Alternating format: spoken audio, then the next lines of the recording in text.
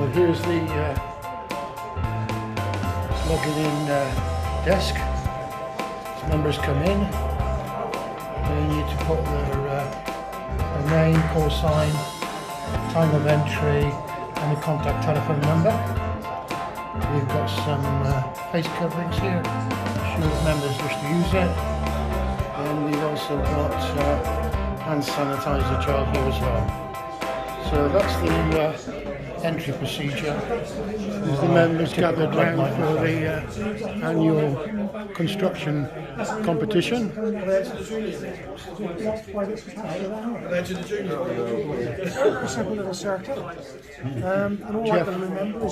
Jeff busily explaining his antenna. There he is, our astute chairman. Good afternoon, everybody, or even I should say. Let's go and see somebody else. Here's Alan. Say hello, Alan. Hello, Alan. Welcome to today's show. You just recording it, stream? I'm recording. Hello, everybody. Hiya. Shay. That's hiya. Some more members. For that old Lynn that we gave him. collecting some money. That's what Mike is it? John's candid camera. Just go around and see a few more of your members. YouTube thing. Yeah. Find him, look him up. Excellent. What's he trying to? Is he trying to purchase something? Are all these items for sale? Are they? These are items for sale. Right. They're silent key stuff, and the person that was that left them asked that it goes to new people or people that are in need of a radio because they can't afford it. Right. So things are disappearing. So you've got to be here, got to be in it to win it. So if you're sat at home watching this on TV or your computer, tough luck, because you ain't going to get it, are you? Is it a Yaesu? Yeah, that's a Yaesu. Nice Yaesu transceiver for somebody. What have we got here? This is a portable with telescopic antenna. Portable radio. Yeah, Excellent. 2 metre Yaesu. Some other items. Now with a camera lens. Camera. Excellent. Yeah, I put it into my ear and I can see what's going on. Right, yep. Some more items. On a switch. Lovely switch there, good quality. What, about 45 quid in the shops? Could have that for a tenner. Excellent bargains to be had. Yeah, Some other bits and pieces. bits of junk. I'm not sure what's in here. I don't even know if I'm going to know what's in it. It's one of these. It's a digi-counter. Whatever that is. Yep. It's got hold, on, off, auto, reset. What it counts, I don't know. Perhaps it counts numbers. Excellent. Right, let's have another walk around. A lot of members are interested. Hello. Deep in conversation. Yeah. Well, I don't know about deep, but Let's have a look at the entries for the competition. No, you haven't. I've got it at the moment. What have we got here? Shay, entry from Shay.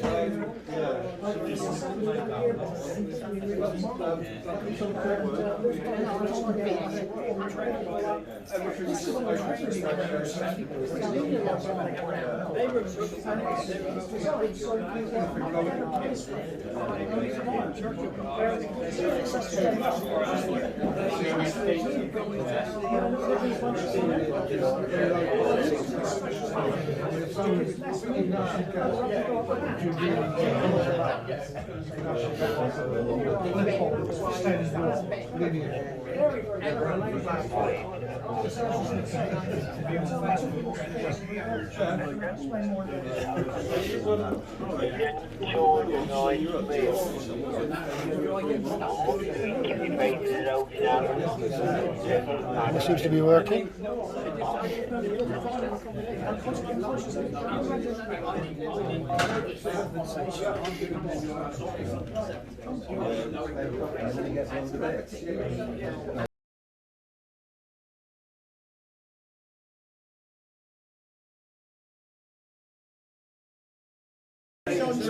some words of wisdom from our president. Good evening, everybody. We've got a good turnout tonight. Very unexpected. Lots of bits of construction, bits of gear that's been modified and brought up to date. And nice to see a good crowd here tonight. And I hope we get some winners to get the cups when it gets presented in March. Thank you.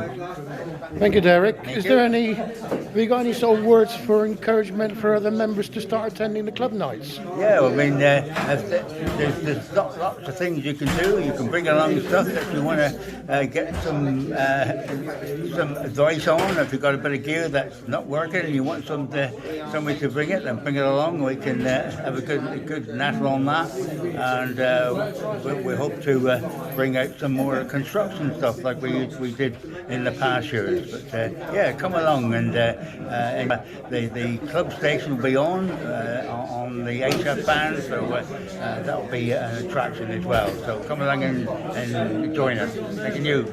All right, thank you very much, Derek.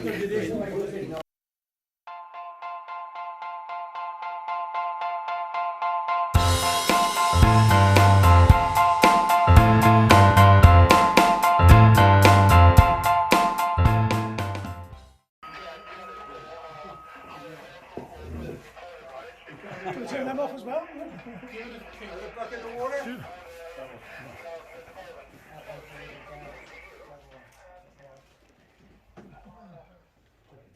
Right, good evening, everybody.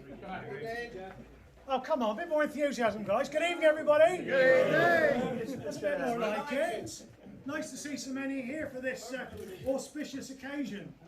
Right, for those of you who don't know how this works, those of you who have brought in things to submit for your various contest entries, they will be adjudicated after you've had a chance to stand up and tell everybody a little bit about them, how they work, what they do, why you made them, or whatever.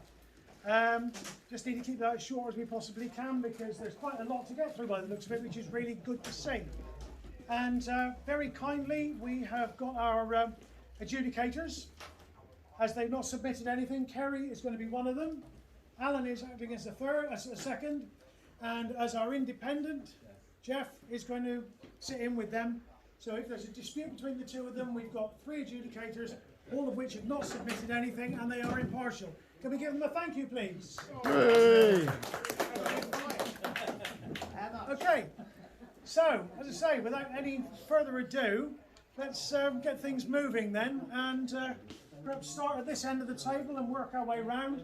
And if you've got things you want to explain to the assembled company, then we will be very, very glad to hear it. So perhaps we have Eddie. Where's Eddie? Explain to us what you've been doing, Eddie. Right. Nothing too spectacular. I suppose you can call it kit form. Hey, you got it? Give the demonstration to you. Guys, can we all sort of, if we're not actually listening to what's being said, can we keep the noise down, please? Get away from that junk over there and get listening. It's a DMR hotspot, so DMR D-Star Fusion. It runs duplex, so it's duplex on 2 metre and 70 cents, and it runs 2 slots. So because it's duplex, you can use one slot like you would normally do on DMR, but also monitor another talk group on the other slot, and just use your VFO A and B on your handheld to just flick between the 2 groups. And then it also means that you don't have to wait for people to stop talking to disconnect, because you can use the opposite slot. So it's basically running on a Pi 4 board with the hat on the top, the duplex hat. It's got a 5-volt buck converter, so it's from 12 volt down to 5, and it's a touchscreen OLED display, which is 3.5 inch, which shows the countries, the call sign, the names, as people key up all the time. So that's basically what it is. So it's operating there through my handheld. Thanks very much, Eddie.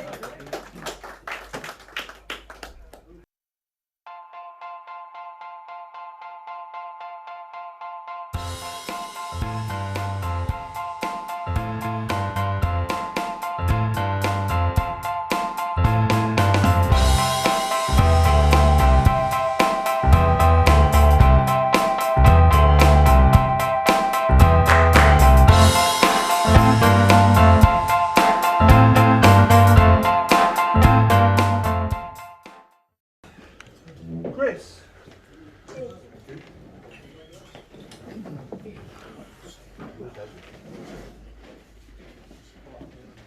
Good evening, everyone. I brought in 3 bits, mostly their kits. So, and actually part of my nefarious past.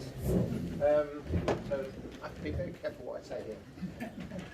Right, first one. This one, in fact, is for a piece of kit that I use. It's an SSTM transmitter. It's about 50 milliwatts output, and it works on the ordinary AM band. And I do a lot of refurbishment of old radios from the oldest one I did was 1930 something, all the way through till, and a modern one is sort of 1956. But I think, as Jeff knows, it's very difficult to get a decent AM signal when you don't know where you are and what you're doing. So this is what I use. It's a synthesized AM transmitter with about a 50 milliwatt output, and I use it for, as I say, for helping me get to all my old valve radios up and working. So it's a useful piece of kit. Right.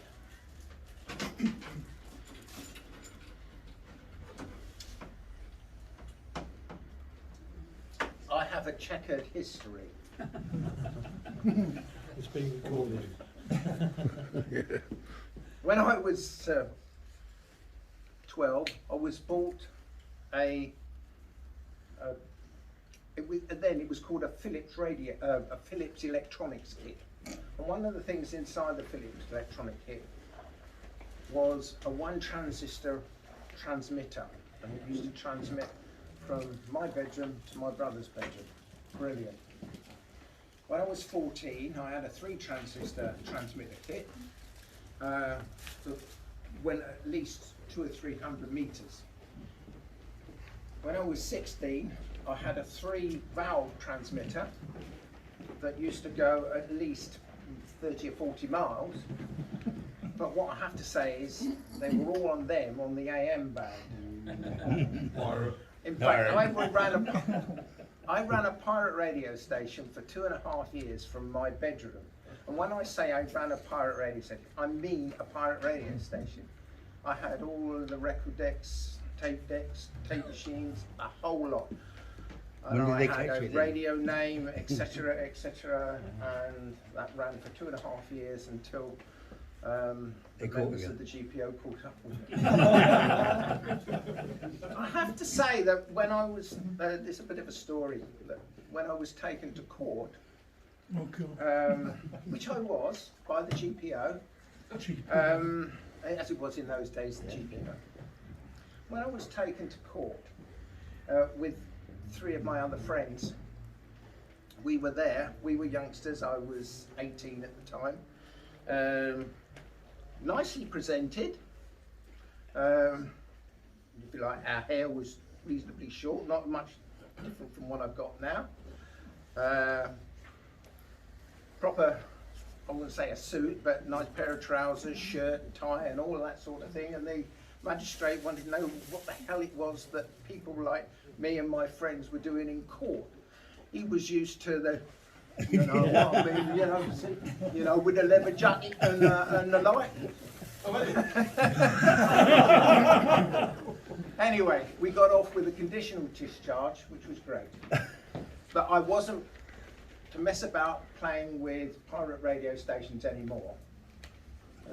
6 months later, I was actually working for Free Radio London, which had a 250 watt transmitter. It had a 300-foot long wire on a helium balloon, and we used to broadcast to most of southeast England at the time. However, this one is a Veronica kit. If anybody remember Veronica, Radio Veronica? I went out with Radio some- Veronica was one of the first pirate radio stations, long before Radio London, Caroline and all that lot. Radio Veronica, it was a Dutch station. Anyway, it used to work on, their VHF used to work on that kit.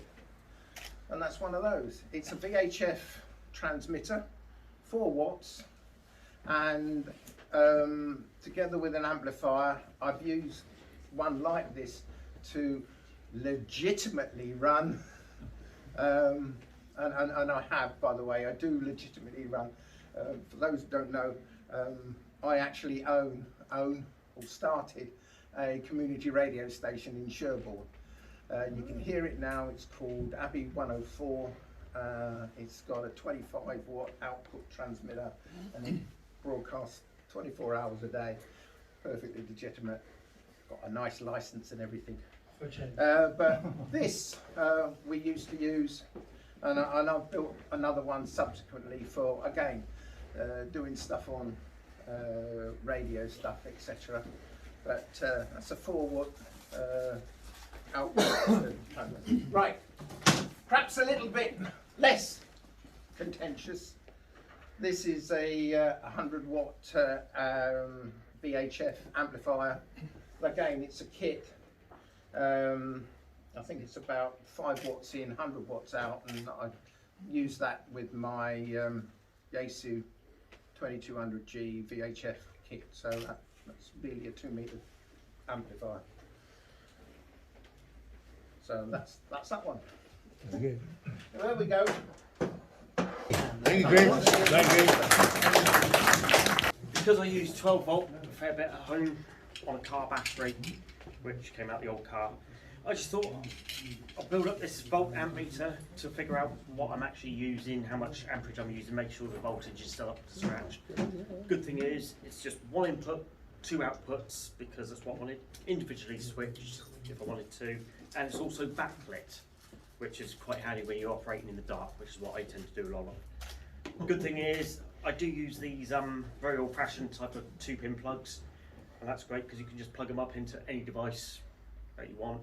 And that one, I forget what it goes into. That goes into my little old receiver, and that's basically it. And also, because I do testing with car stereos and things like that, I just put a junction box in there that I nicked from the house somewhere, so if somebody's without a light in the house, so I can just tap into that at any time and just get my 12 volt feed. And that's it.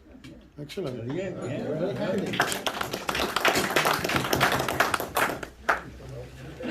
Much more than choices we made. DAB radio kit. I wanted that fine detail. I like to listen to Radio 4, etc.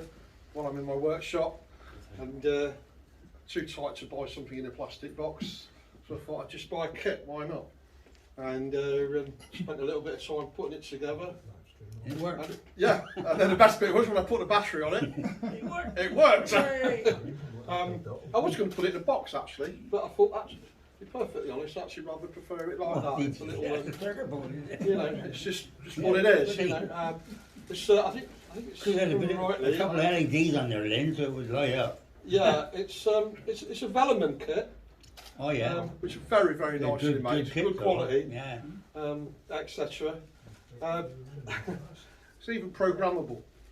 Sit there and tune up Radio 1, 2, 3 or 4 or whatever, Radio Devon, or wherever it was, Sherborne, and off it goes. I find it, the only thing I do find a little bit hit and miss about it is, if you compare DAB digital to analog, it's the always thing the same with satellite dishes as well. I don't know if you remember the analog satellite systems, when the signal used to degrade, you used to get the sparkles down the screen, but you still could see the picture.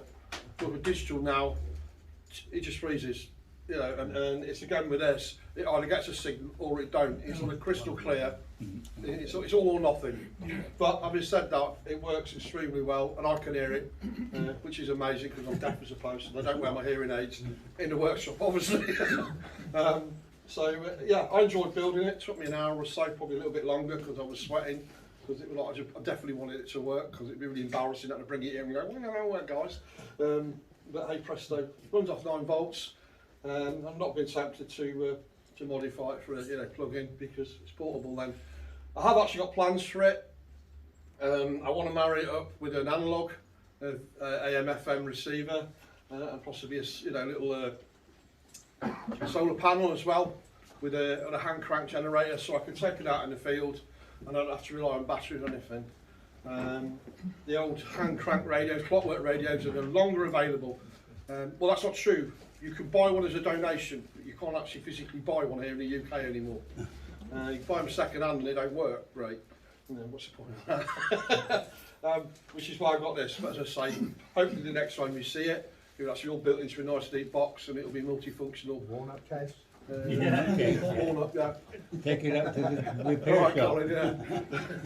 The only walnut I'm going to have on me, mate, is my leg. So, yeah, that's sort of phase 2 of the plan is to build it into some sort of waterproof box, etc. So I can take it portable with me when we go out in the field. If we don't happen to have a radio with us. Whatever. There we go anyway. Playing, doing different things.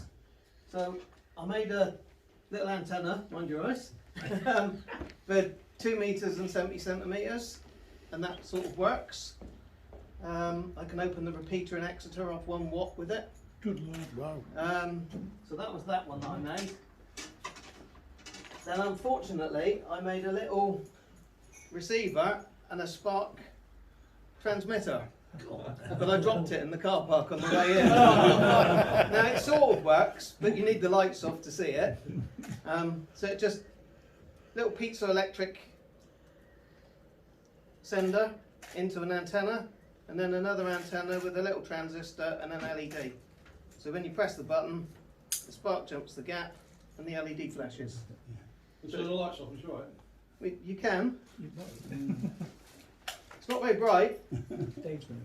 We're expecting you to light up. So you can just about see the flash. So it does. And then the other thing I thought, with some of these radios, they come with cigarette lighter sockets. Are you going to plug it into a cigarette lighter socket on your car without checking it? So I made a little plug-in thing. Plug it in. If it lights up green, you're good to go. If it lights up red, don't. Don't plug your radio in. So it's just like a traffic light system. Oh, so it tells you what polarity the cigarette light is? Yeah. So if you plug it in, you see if it works for a start, because you'll get a light, so you know it's lit up. If it lights up green, it's positive, positive centre. And if it lights up red, it's the negative centre. You who are familiar with 70 centimetres and that kind of thing, I like to take my trusty 818 with me when I go about and about. And what repeaters are they? So there's a piece of software called Repeater Book. Repeater Book works on Bluetooth. So I made my own little Bluetooth interface, dead easy, 2 components. Little buck converter, and that's my second Bluetooth module because I blew the first one up. And it works with, so I mean, you can't, and the screen, of course, the screen is so tiny on those. Through the Bluetooth, I've got a nice big screen on my phone. I didn't write this software, by the way. I didn't write that. But I can control the radio, type frequencies in, that kind of stuff. It works with FT8 and all that. Dead easy, 2 little components, like I said. But I did have to learn how to program the Bluetooth chip for baud rate, Bluetooth name, that kind of stuff, and its MAC address to make it work. It was good fun, nerve-wracking, plugging in something that's putting electricity into the back of your radio, especially when it's late 1.8, it will blow it up. But it's all right, it works, and it's great with Repeater Book, because Repeater Book tells you, it knows where you are by GPS, shows you the list of repeaters. What's the radio say? The radio is an 818. Oh, I didn't make that. I didn't make that. No. But yeah, so it's good. You just tap it on Repeater Book and it'll set it. I can demonstrate it if anybody wants to. So does it set the transmit and it sets transmit, receive? tone, split, direction, everything. Yeah, that dial on the 818 is very poor, isn't it? I think.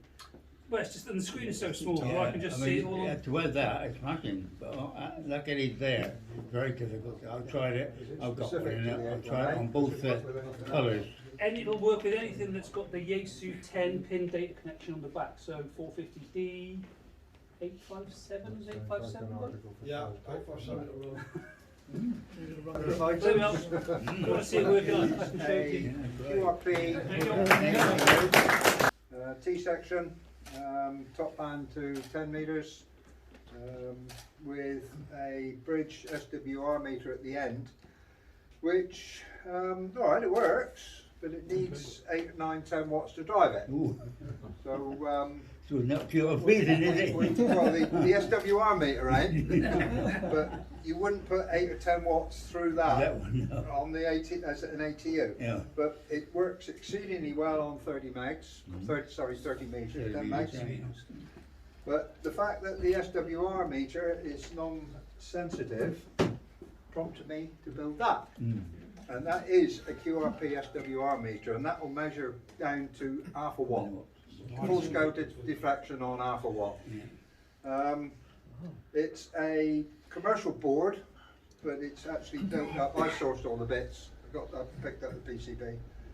And those that might be interested, the case is 3D printed from my own design on the design package, and it was fun printing it because the front panel is sloped for reasons which I know why, but it'd be difficult to explain. The whole came out oval. So it was a question of having to redesign and reprint it. A case, out of interest, took 5 hours to print. So, fine. But it's only about 70 pence worth of filament. So, there we go. Couldn't buy the plate. £70 worth of electricity. It's about 100 or 220 watts of the printer. So, you know, it's not an awful lot. It's only a kilowatt and a bit. There you go.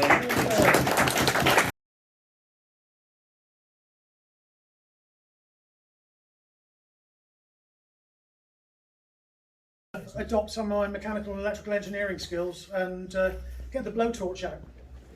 And What time are you coming round to fix my heating? yeah, Put the pipe back.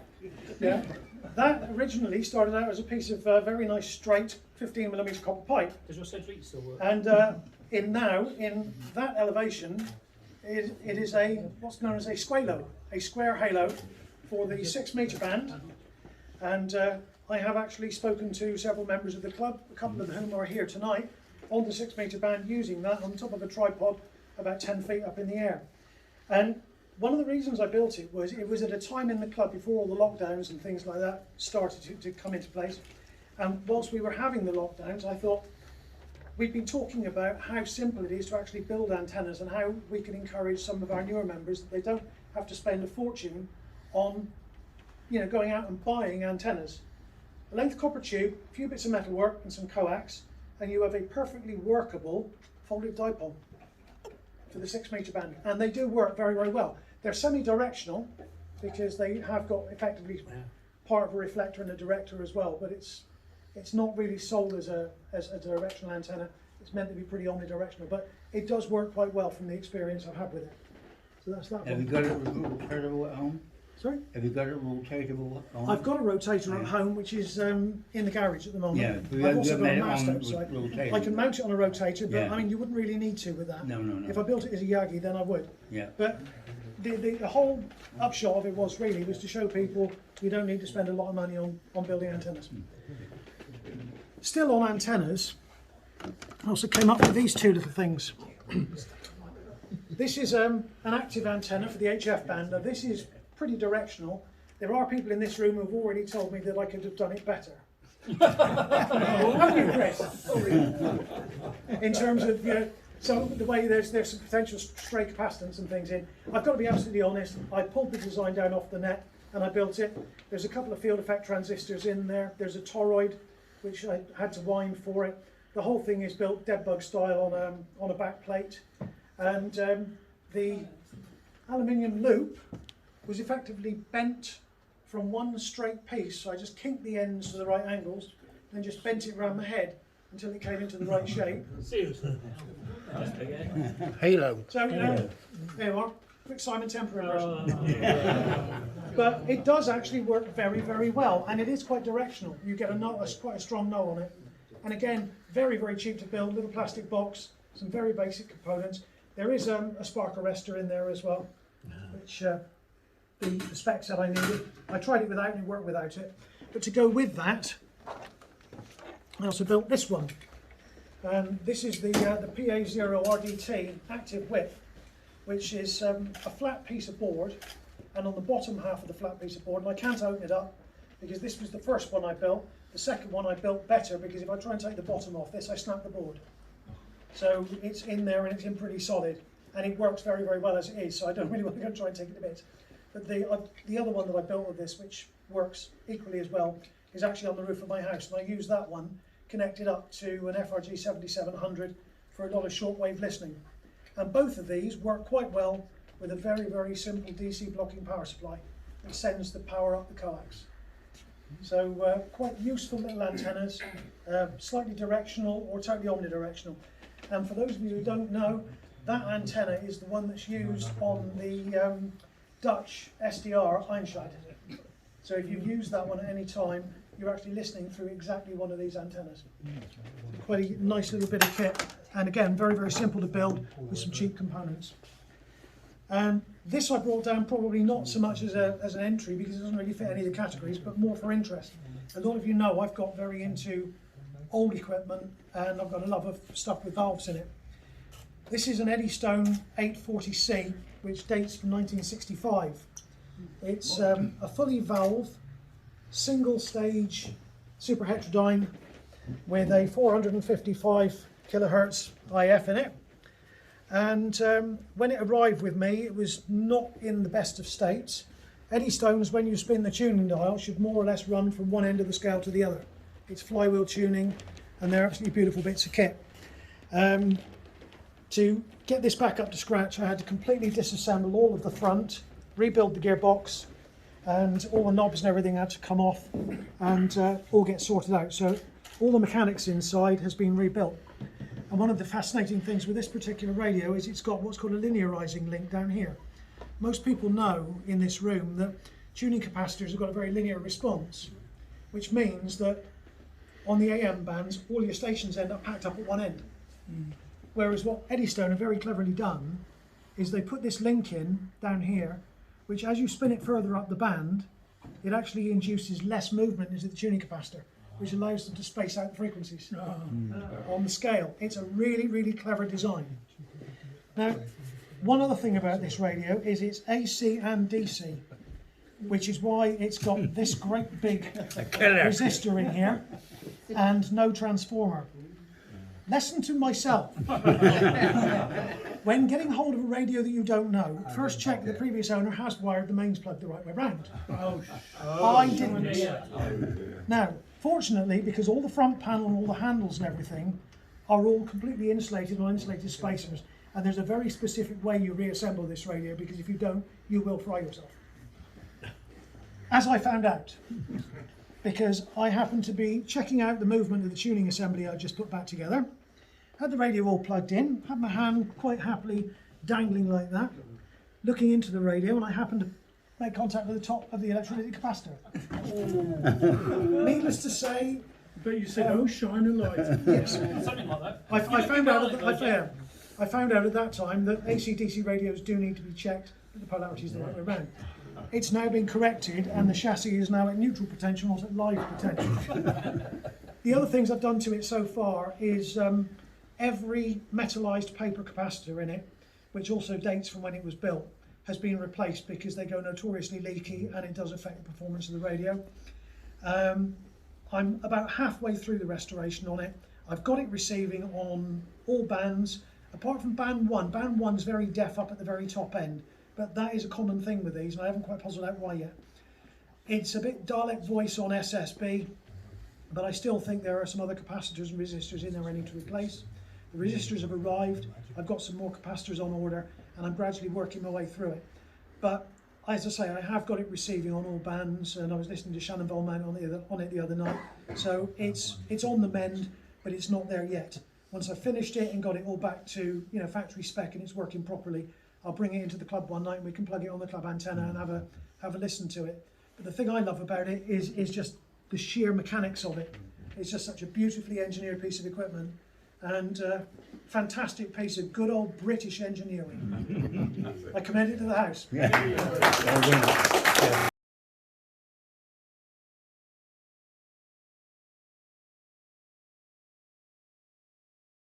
See a lot of things on the table.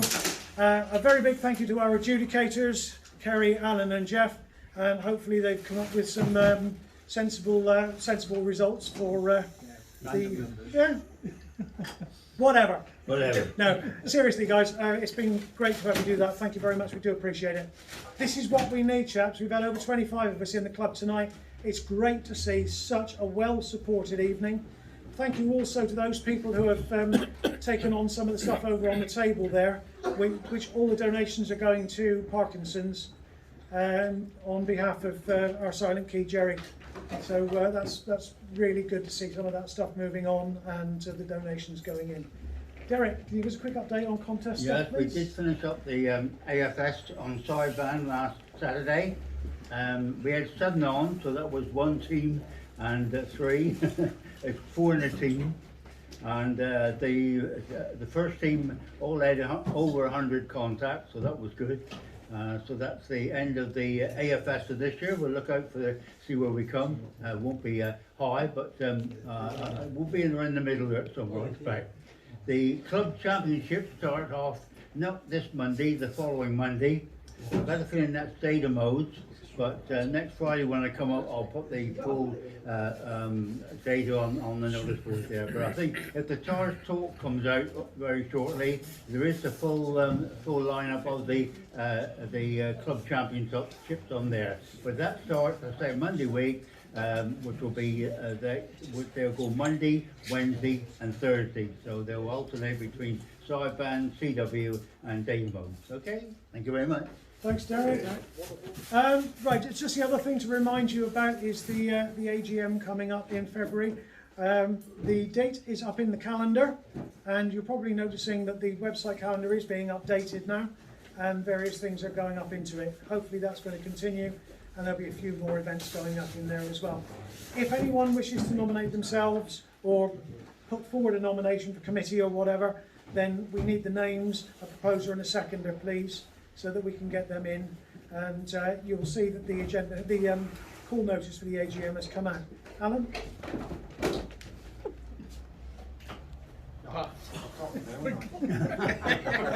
It's all right, John can edit this bit. It's an age thing, don't worry about it. I'm 106, you know. You look at. Sorry. Feedback on what people think the calendar looks like. I mean, my personal opinion is it's very. Oh yeah, unruly calendar. There's a lot of repeated stuff in there. I mean, we've now got all the nets in there at least 3 times. Yeah, but that also appears on the front page of the site anyway, all the net times. So this is a question it's already been raised. It makes the calendar difficult to read. That's what I'm asking. Has anybody else had a look at the calendar at the moment? Because as Alan quite rightly says, there are things that have been put into it. What we've tried to do is to get all the nets in, so it looks like there's something happening on various days. But we're also trying to make sure that the events and things are coloured so that it's pretty obvious that they are proper events in the club room. We're not totally sure how successful that is at the moment, but we're trialling it to try and make it easier for people. But anybody else had a look at it? Has anybody got any feedback they would like to give on the calendar and how it's looking now? Silence came the stern reply. Would you all have a look then, please, when you get a chance, and give us a bit of feedback so that we can try and improve and build on what we're doing? If you don't know where it is, it's in the club and then club events. Right, club and club events, as Shay has just said. So it's there and it is being populated. And long may that continue. And immediately it says net. Yep. So we should know about the nets and we should know about all the events. Okay, that's about it. Anybody else? Any more for any more? No? Thank you everybody for coming, and it's been a really great evening. Great to see so many here. Thank you.